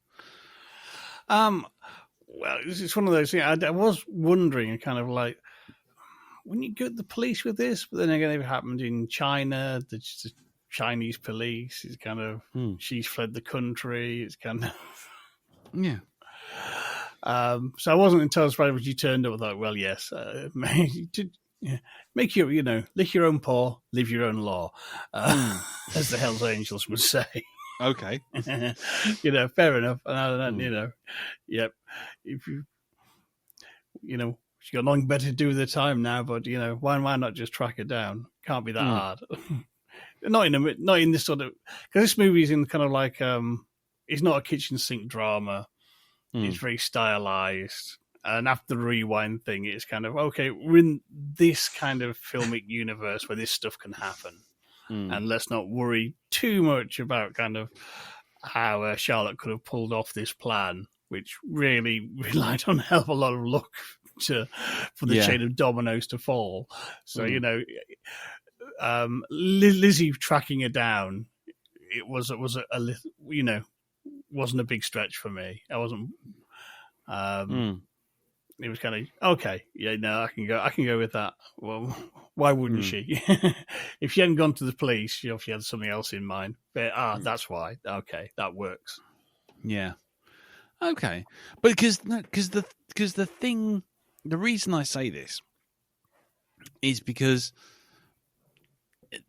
you get the rewind back to you see Lizzie come in, taser Charlotte, give her a good kick in, and then you get a rewind back to later on, back to the just after the hand chop, and you get Charlotte saying to Lizzie, "Look, I've saved you because I've done this, that, and the other."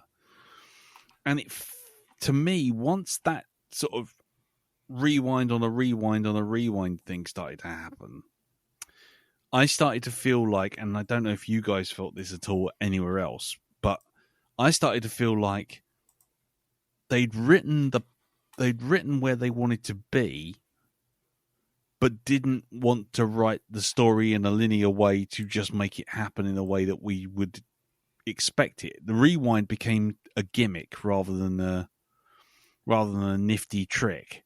The first time you go, "Ooh, that's interesting," and then it goes rewind, and it shows you Lizzie attacking Charlotte in the house and going, "Oh no, I understand you're right. I understand you're right." And then it goes rewind again, and it goes, "Oh, I was telling you just after you chopped your hand off that you'd be okay, and this is what's going to happen." And it's suddenly like, hang on, did you actually think this through, or did you suddenly think, "Oh, actually, we could rewind the rewind to rewind the rewind," and it's the exhibit thing. Hey, I hear you like rewinding, so I've rewinded your rewind. I've rewound your rewind to rewind a rewind to explain why you're doing what you're doing. And it started to feel a bit like retroactively patching holes in their own plot, because I didn't get why they had to have the whole Lizzie bring Charlotte in, torture Charlotte while Lizzie sits there, I think only to have Lizzie just drug Tweedledum and Tweedledee. It's just like, and then it turns into a punch up at the end, and it's like, couldn't they have just done the punch up at the end? Why did we have to have the convoluted sort of Ocean's 11? Well, at this point, they'll be here and we'll be there and we can do this and they can do that and I can give them this and I can give them that. And it's just like, really? Okay, where the whole hand chopping thing is concerned, and I had to think about this. Why did she have to do that? Why not just say, "Hey, those people you're being trained by are an abusive bunch of arseholes, and if you don't watch out, if you've not had this already, you are going, they are going to do terrible things to you." That's it. Well, presumably they already had, because she had the little mark on her shoulder. Yes, exactly. Yeah. Right. So she was marked for, these terrible things. But the whole thing with the hand is because she was brainwashed. And that whole thing about chopping the hand off is, as shocking as it is, she was using that as a way of trying to break the brainwashing enough so that the girl would kind of, as she said, wake up, right, and realise what's going on to save herself and get out. Right. So that's why I'm sure. That's why I'm. That's my opinion on the situation, and it's why I think. Yeah. Jim, do you agree with that? Yeah. Well, I think it's the ultimate shock therapy. I suppose. Yeah. It's kind of extreme and somewhat crazy, but it is kind of. But it's one of the, it's probably best not think about it too much, I think, and that's kind of Basil exposition way. Well, it is. It is kind of the second half is a lot of like the first half is very elegantly carefully plotted. The second half is shock twist, set piece, sort of set piece. Yeah.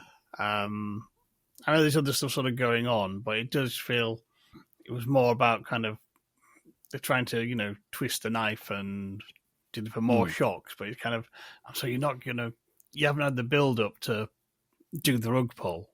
No. You know what I mean? You only get the thrill of a roller coaster in that huge dip because you had that long, slow crawl up to the peak. Yeah.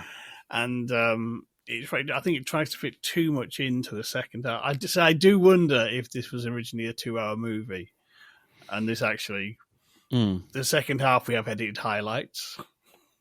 Yeah. Yeah. And the rewind's kind of covering the edited highlights. I think so. I do wonder whether it was script stage or whether it was shot and chopped down. There's not. I did have a look, but I couldn't find anything about the making of it anywhere really. Yeah. But yeah, I kind of feel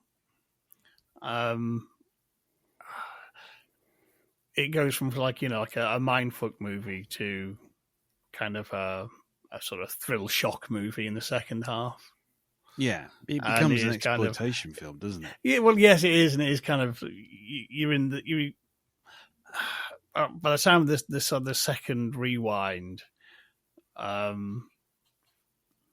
it is kind of basically. I think the film stops being like a serious sort of. No, it's not saying the rest isn't serious because it's fairly grim stuff. But you know what I mean? There's a certain weight and gravitas in the first half, and that kind of stops at the point, I think, of where Anton basically says, well, your career's over, get out. And after that, it is kind of, it sort of goes weirdly into, I don't know, sort of like Saw, EC Comics sort of territory. Yeah. And it is about the style and the shocks. More than anything else. And it is kind of, I think it's trying to rely on building enough momentum. I mean, someone was, I think it was the Mad Magazine adaptation or version of Indiana Jones and the Temple of Doom, has Harrison Ford saying to Spielberg and Lucas, can we just slow down for a bit in the second half of this movie? And it's like, no, if we do that, the audience realize we only have a 10-minute plot. Yeah. Because I was going to say, because I mentioned Whiplash, and again, this is the pair of you. I mentioned Whiplash because to me, that's what it felt like it was trying to be a sort of a twist on of that kind of abuse to play through the pain. Even mentions that when the little the new student, the little girl, she's playing, and then there's Anton walking around and he's going, play through the pain, and all this kind of thing. And I just thought, that's where we're going. Right, okay, we're into abusive teacher, but then it goes, we can't just be abusive teacher, we have to be sex cult abusive teacher. And at that point, my brain just left the film, because as soon as it went into Anton wandering around with Mr. Happy because young Charlotte made one tiny mistake, I was just like, okay, at one point you had a decent point to make about the abuse of power and those in power trying to give you, masking their abuse under the guise of, I'm making you better, in that Whiplash kind of way. And then all of a sudden it went, okay, but what if he was it was a sex cult and they were attacking the little girls. Ugh. And it just suddenly went from intense and strange and really cool to grubby and exploitative and unnecessary. And I was just, and especially given how it ends, which we'll get to in a minute. But I just thought, you've got nowhere to go, and you've just gone for the most over the top result. What can we do to shock the audience now? And I was wondering, you had enough material laid out to actually go deeper. Yeah, Darren, did you feel that, or were you thinking that the whole sex cult thing was fine? It was all part of the whole thing. Not that you should be fine with a sex cult unless you're obviously part of it. But the thing is, again, no judgment. You do you with your chocolate pudding. But the thing is, I was going to say, did it bother you, or did you just go, nah, fuck it, I'm done, I'm out? No, it was just it's like, considering how explicit but not explicit the film actually was, because they do a real clever way of making you think you've watched some real sort of, oh wow, that was a bit rude, wasn't it? And it's like, well, no, you never actually saw anything in any of the scenes. You saw from the side through most of it, and it's the Alfred Hitchcock's thing of making your mind kind of fill in the blanks type way. Yeah. I felt more, I mean, you could kind of tell it was coming. It's like, you're going to use that cliched thing of it being, like a child abuse sort of cult. But I sat there kind of like, oh, no. Somebody's got to rescue him. Come on, what the hell's going to happen here? What's going to go on? Can we please have someone come in and rescue her? Because oh no, this is not going to end well. And especially when sort of like, the other one got up and said, like, I'm not going to use my fingers. It's just, oh no. God. Yeah. So I think that's what it was meant to do anyway, is meant to make you sit there and literally want to try and crawl out of a window just to get away from it. And it's always that relief when, the punchline does happen, and, you find out that actually this situation isn't like I'm seeing it. This is a big setup. So I didn't mind that at all. It just added to the tension that was already there. All right, Jim, just your point of view on the sex cult thing. I think it's very, I think it's effectively done. But with hindsight, I think I'd have. There's more to explore in kind of the whole sort of twisted power dynamics. And I said, yeah, I don't think. I mean, when I watched it, it worked fine for me. It's just kind of, in retrospect, it's kind of, after the big hand chop rewind, the film, I think, tries to top that and never quite manages it. And I think partly is because everything in the second half doesn't quite have the build up, and it is done very, very quick. Which is, I think, kind of, I would like to have seen. I think those scenes would add more power with more context. Yeah, and it's kind of, you don't have to be. I think in the second half you get kind of all the strong meat, but none of the gravy. Are we back to Darren's puddings again? I think so. There's a very culinary flavour to this. But I think there's room. You could have all those scenes would work a lot better with a few more scenes in between, just showing the kind of the twisted fucking mind games of these people. Yeah, and a bit more of the sort of a bit more of the back and forth and the relationship between the two girls and how you think it's going, how it is. I say it worked for me at the time, but in retrospect, I'd think I'd happily have another 20 minutes just adding a few more scenes, pacing out the second half better, and it would just give the shock scenes a lot more weight. Yeah, because you need. So it's like the roller coaster analogy. You need that build up. Yeah, to you get need the rise thrill before the fall. Yeah, yeah. Yes, definitely.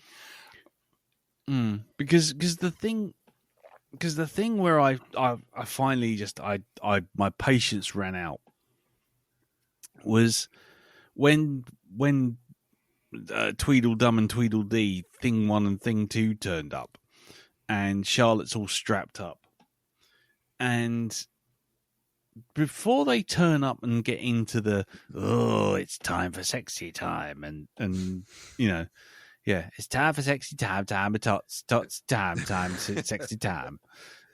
Before, yeah, knock on the door. Tots toy time once again. No, it's Tiny Tots toy time once again. No, it's time. Fucking Grumbleweeds. Fucking Grumbleweeds. But before that happens, you've got Lizzie going, oh, no, I'm going to use my stump. And it's like, oh, good Lord, this has really gone down the grim route. And then it just turns out all she's doing is she's stalling for time until the drugs in the drink kill Tweedledum and Tweedledee. And as soon as that happened, I was like, so you could have done any number of things right there and still had the net result of the drugs were in the drink, Tweedledum, Tweedledee dead. But we had to have some kind of, oh, isn't it salacious? Oh, look, she's got a stump. She's going to put it in her bits. Right up her skirt. And it was just like, so that bit, and that's why I was saying it should have gone crazier. If you're gonna do that stuff, you're gonna go exploitative. Go for it. Really fucking throw the fucking kitchen sink at it.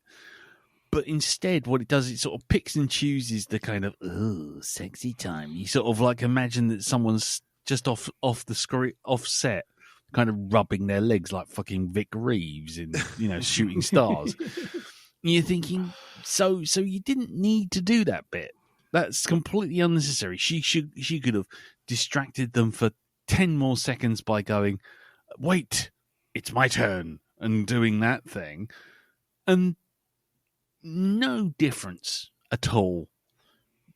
And then it kind of goes, sexy time. And then not only that, once they die, the sexy time turns into, it is sexy time. And it's like, so now you've turned it into a bondage master servant sub-dom thing? Because she's say still that like it's a bad thing. Yeah, but the problem is it's like fucking pick a lane. Either you're endorsing this shit or you're not. Either you're going to go exploitative or you're not. And it seems at some points it's really kind of prudish, and then other times it just wants to go, oh, put that in the trailer. I bet that looks, I bet the sweaties will be all over that. And it's just like the sweaties. It's just a subcult I'm unaware of, like furries. No. It's some. Right. It's all right. There's a gaming podcast I listen to, and they refer to people who get really into the lore on a particular game. They call them sweaties, but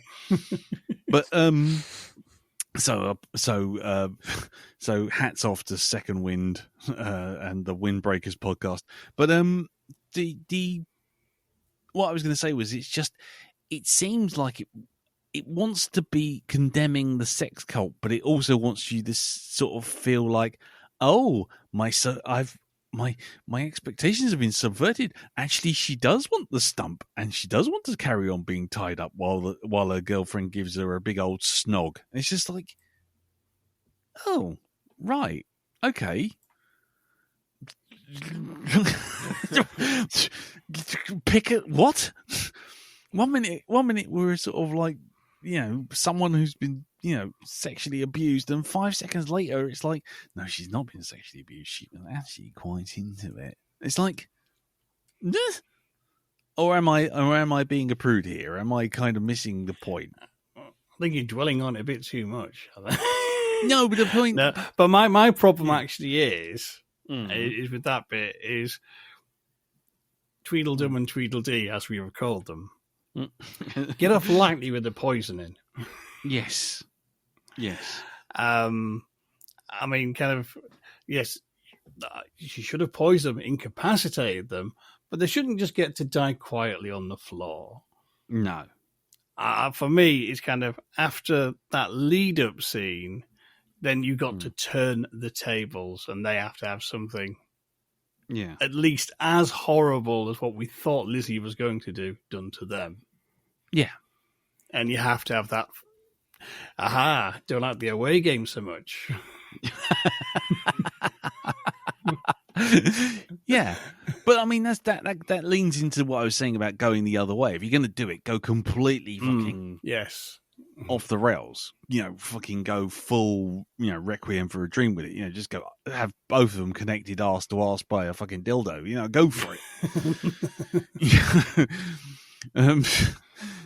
Dow, what about you? How are you on this point before we move on? Because, as Jim rightly says, I probably focused on it a bit too much. The only thing is, you don't actually see them. Don't actually do the poisoning. No, they don't actually show that at all. So it's like, well, you do see her going to. She says, "I'll go do the drinks." Yeah, I suppose so. Yeah. Because it's just. I must admit, this film did surprise me, but both me and Teresa, when she went to get the drinks, we both went, "Aha!" I suspect something is not as it appears here. Yeah, and then I was going to say the other thing is then it turns into the revenge flick, and it's like, oh, we've managed to batten down the entire house. You have, and you've got changed, and. You've managed to find the wife and stab her in the back and what? And then it just felt like everything just sort of went into Benny Hill speed. It was just like, what? We're off. We're away. And I was wondering. I mean, especially with that scene again, it's like they attack Anton, and it turns into. Hold on. I'm sure we filmed a fight, but we haven't got time or the budget to show you the fight. So here's a 5 minutes of Charlotte just lying on the floor, and we can have oof bang crash tinkle ass. It's just like, and then next thing you see this Anton with like a fucking chopper in the head and a fucking knife in his chest, and he's still going. I'm going to kill you. It's like what? How did we feel about how they dealt with Anton? Dow, I'll start with you, mate. Go on. Well, it was all off camera, wasn't it? Yeah, but did that feel okay, or did you not mind, or was that just like no? Show me him getting the fuck beaten out of him. That was, I think, was where it was starting to lose the magic for me. Oh right, round about then. Yeah, and I don't know why. Because they weren't showing you anything. I think that's probably it. Going back to Jim's point, that Tweedledum and Tweedledee didn't get the comeuppance they deserved that we were yearning for, I guess. Yeah, it's that. No, don't kill them. Just incapacitate them. Let us watch them being killed. Yes. Yeah. What about you, Jim? With Anton's crash bang that fight was a bit kind of push me, pull you, kind of. Oh, he's down, but he's not, and it was kind of felt a bit kind of disjointed for me. As for the actual ending, there's kind of there is kind of like this. I know what they're kind of going for, and I got it, but I felt it could have been weighted better. If that makes any sense. Yeah. Because basically he's well, now they've rendered him armless. And he's drunk so much he's legless. Yeah. But they've sewn up his eyes, he's sewn up his mouth, he's on a drip. All he can do is hear. And they're actually now going to torture him forever by just playing badly. Well, were they playing badly? No, because he's wincing, and that's his thing. He can't stand mistakes.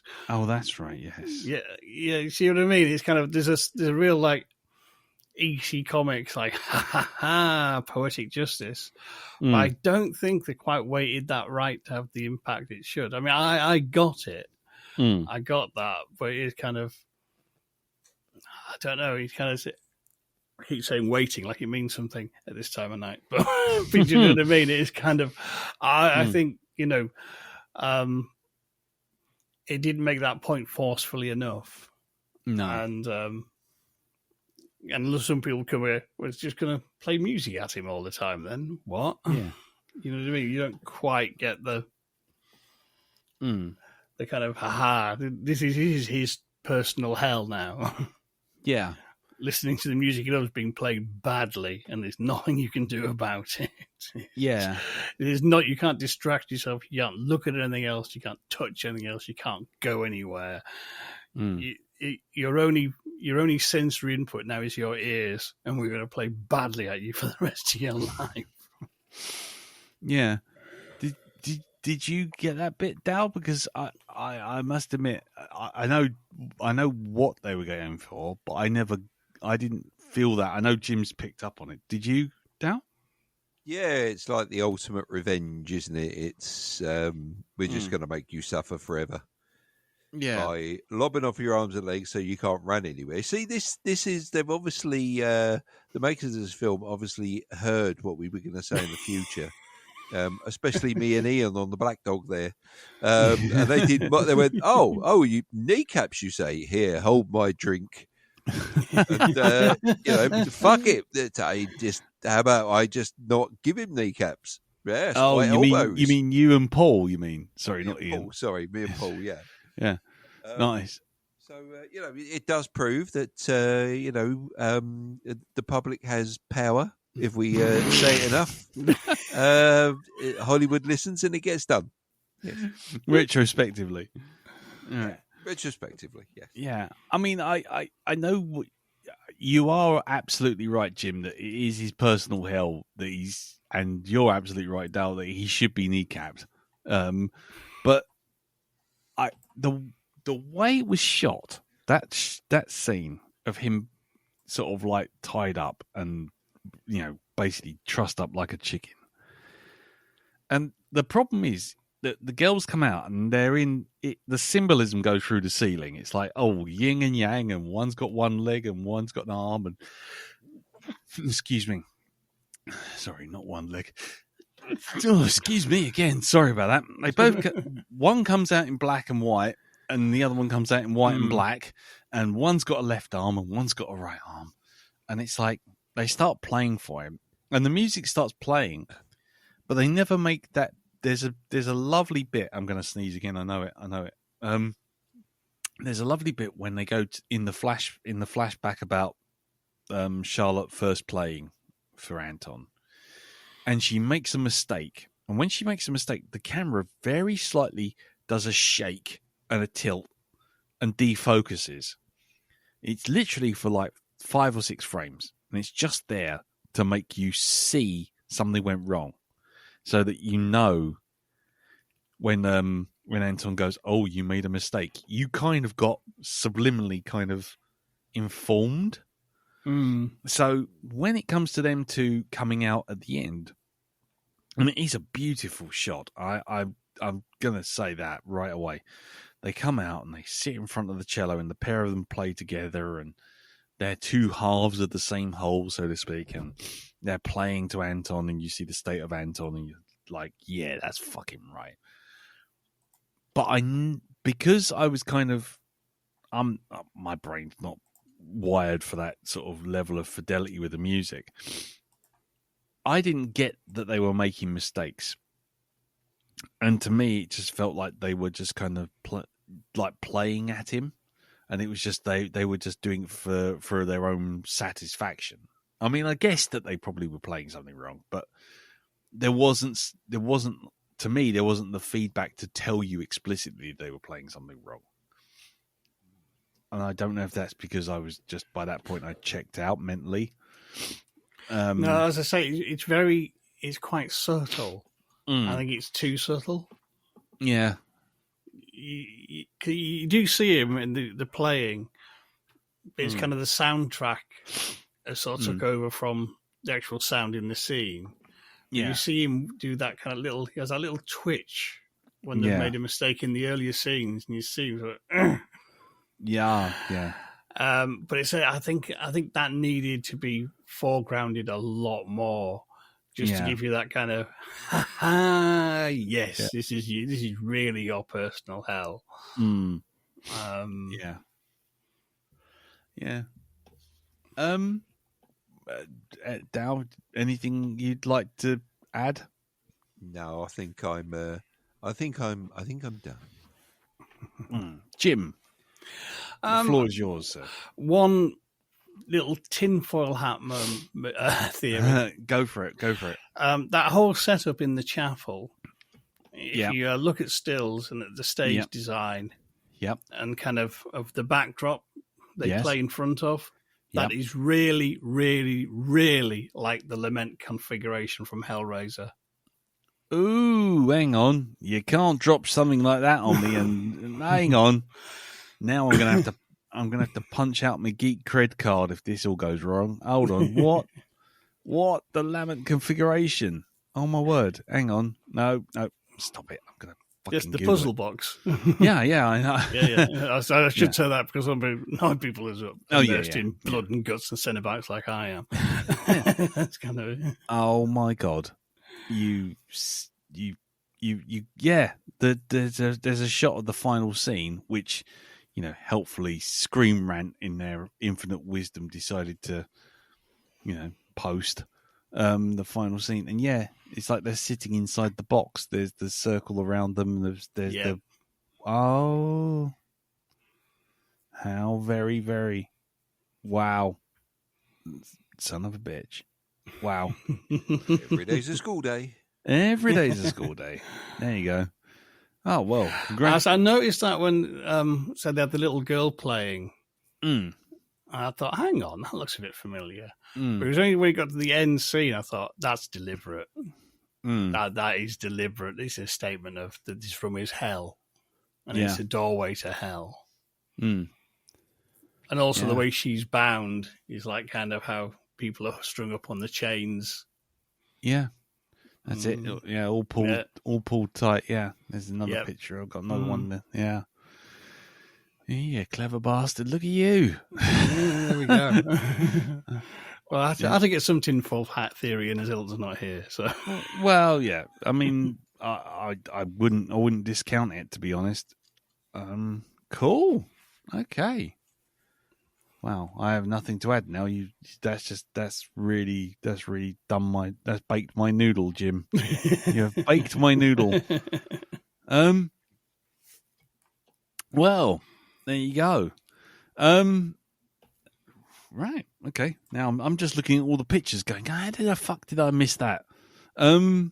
Anyway, right. Well, there you go. That's the perfection. Overall, an interesting film, I think you'd say. I think you'll all agree, even if it didn't stick the landing as well as we'd like, but to various degrees. Yeah, it's well worth a look anyway. And the other thing I was going to mention, but I don't know if you guys have actually watched it yet. I tell you, there's bits of it that it reminded me of, and this is my petty attempt to try and bake everyone else's noodle, but then I realised you might not have actually seen it. It reminded me a bit of The Substance. Oh yeah, now I can see that. Yes. Yeah. Have you seen? Have you watched that myself yet? You haven't watched that yet? No, I'm waiting for it to come out on on Netflix or. I was genuinely hoping it'd be out by now so that I could actually throw that up on the list. I won't say anything more then because we'll have to do The Substance when that comes on to general streaming. Yeah. And that'll be long now. Well. That'll be a good show. Yeah. Yeah, the Substance is what I mean by crazy go bonkers when I talk about how crazy go bonkers you can really go. But We will talk about that in another cast. Another cast. Right, I'll leave it there. But now it is time. If anybody would like to send any feedback in on this film, by all means, do it in the usual ways. The Facebook group, which you know is facebook.com/group/the Black Dog Podcast. Hit me up on Blue Sky, cartoonbeardy.bsky.social, or send us an email in the old traditional way to feedback@blackdogpodcast.com. Right. So I said that there was a kind of a theme emerging in these movies so far. I mean, Good Boy and The Perfection seem to be about control or lack of control or being at someone else's mercy and what you need to do to take, essentially both of them are someone loves you too much and he's controlling you in a way that's terribly, terribly bad for you, and abusive. So I thought, do we do another film like that? And I thought, maybe. And I sort of said to Carol, this is what these two films have been about, and this is the film I'm thinking about. And she went, I'm going to bed. So I have decided that we are going to do another movie which is in a similar theme. However, it is written and directed by George A. Romero. Ooh, okay. Yes. Interesting. The movie is on Amazon Prime. Mm-hmm. And the movie is Monkey Shines. Silence was the stern reply. I wasn't expecting Monkey Shines, I must admit. Nor was I. Hey! You see, I thought I'd try and throw you a curveball. Have you seen Monkey Shines before, Jim? I have, yes. Yeah, right, cool. And Darren? I'm pretty sure I have. I'm pretty sure you have, because I had it on VHS on my shelf for Monkey a long Shines, time. yes. Mm-hmm. Yeah. Do you know what? I keep getting that mixed up with that other one I saw recently about the hand. Was it the other monkey one? The one with the monkey. Sorry, it's the monkey. That one. I keep getting it mixed up with that. That's what I'm thinking of. But I'm getting the Monkey Shines mixed up with the monkey. yes, I am. But I'm so pretty close. sure I've seen it anyway. Yeah. I would say almost 100% you've seen this, because I had it and I was quite into it at one point, because it's one of those movies which, if you haven't seen it, you could be in for an interesting time. Let's put it that way. That's all I'm going to say. So Jim, you have seen this, yes? Yes, not for a long, long time. Yeah. But, I think I saw it on VHS, and I've not seen it since. Yeah. That's how long ago it was. Nice. It was many formats ago, youngling. Long time ago. Back in the dark times, before the Empire. Yes. Okay. And do you remember liking it and not liking it? I remember enjoying it at the time, because it was kind of like, I thought the monkey deserved an Oscar, but maybe I was young and foolish. We will find out. Well, that is part of the problem. That's the thing I'm kind of worried about, to be perfectly honest. I haven't seen this since it came out on VHS, and that must have been 1989, 1990. I know the film came out in 88. So, yeah, this could be a rose-tinted specs or a shit-covered goggles. We'll have to wait and see. Yeah. Darren, you think you've seen it? I'm pretty sure I've seen this. Monkey Shines is very familiar to me. Yep. Mm. So Are you looking forward to it? I am, actually, just to see if I can remember any more of it that's not actually the monkey. So yes, it's not actually the monkey. I'll tell you one thing it did do. It was referenced in one place, and one place only that everyone will remember. Okay. And all I'm going to say is, pray for Mojo. Oh, right. Got you. Yes. So, yes, if you remember that episode of The Simpsons, it was actually deliberately referenced in that episode of The Simpsons. So I forgot about that. Yes, it was. Pray for Mojo. So there you go. So next week we will be back with my choice, which is Monkey Shines. George A. Romero's Monkey Shines, which is on Amazon Prime. The reason I haven't picked it before is because it's actually, you have to actually look under thriller, not horror. And that's how you find it. So, yeah. So I didn't know. I wasn't aware it was on Amazon Prime.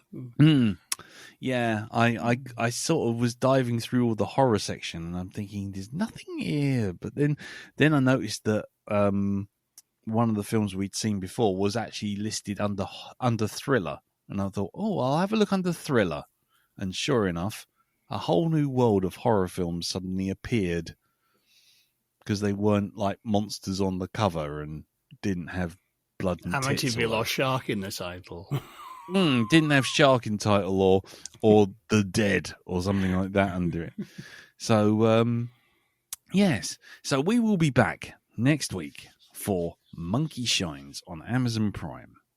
So, before we go, as ever, over to Pimp's Corner. So, Jim, do you want to tell us what's going on in Hypnagoria Land? Yes, this week I released an episode looking at the third and final Scarred for Life book, looking at the dark side of the 1980s pop culture, with a monstrous tomes that we must to read. There's a new commentary club where we look at 1980s not-so-classic film Death Ship. Nice. Which I think we rechristened Dick Ship. And also, yeah, you do sometimes. And I released something else as well. I released a story, and I've forgotten what it is because my brain has gone blip. Hang on, let's look at my own website. That's a good idea. Yes, a scary story set in October by E. Nesbitt. My reading show called Hurst of Hurstcote. About going to stay with friends in the country, and it goes all horribly wrong. Always. It's always the way. I was going to say, show me a day when someone doesn't go into the forest into a house or something, and it all goes horribly wrong. But yes, I can only imagine. Anyway, so that's all over at hypnagoria.com. Yes, it is indeed. Lovely, lovely, lovely, lovely. Well, even though he's not here, I will proceed to Rogue 2 Media and tell you that he's still got Cars Going Round in Circles, the 2022 season, and where are we? Latest episodes. Where are we? Yeah, the Singapore Grand Prix. There you go. Things Going Round in Circles over at rogue2media.com. There isn't anything else on the list. Oh, and Deck Chairs and Dirty Air talking about the F1 movie. There you go. So, there you go. If you want to hear Cars Going Round in Circles, go over to rogue2media.com. And he will be back next week along with the rest of us. Until then, when we come back for Monkey Shines, take care. And we'll see you all next week. Until then, take care. Tatty bye. Bye-bye. Bye-bye. Ta-da. Gotta keep him in there. There's a voice that keeps on calling me. Down the road, it's where I'll always be. Every stop I make a new friend.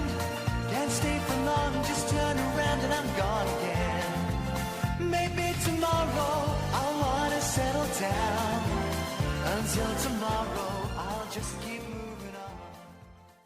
I only came for a kebab.